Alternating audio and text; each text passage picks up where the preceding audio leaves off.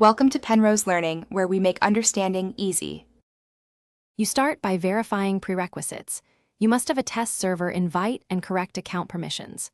Once confirmed, switch to a stable network. Use wired if wireless is flaky. Next, run ping and traceroute to the server IP and record results so you know where packets drop. This gives you concrete measurements to act on.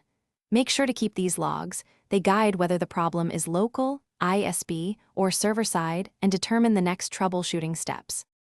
Once you have diagnostics, apply local fixes, flush DNS, renew your IP lease, and restart the network adapter to clear stale routes. Then disable VPNs, proxies, or custom firewall rules that might block UDP or specific ports. These often stop the handshake. Clear the app cache and ensure you're running the latest test server build because mismatched versions can refuse connections. If changes get you closer, rerun ping and a quick connection attempt so you can see which action resolved the issue.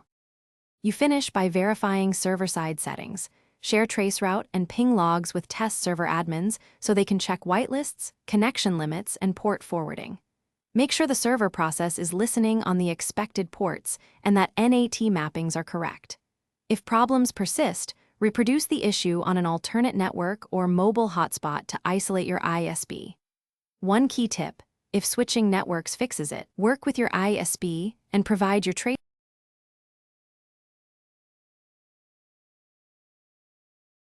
Thanks for watching. If this was helpful, leave a like and consider subscribing. See you next time.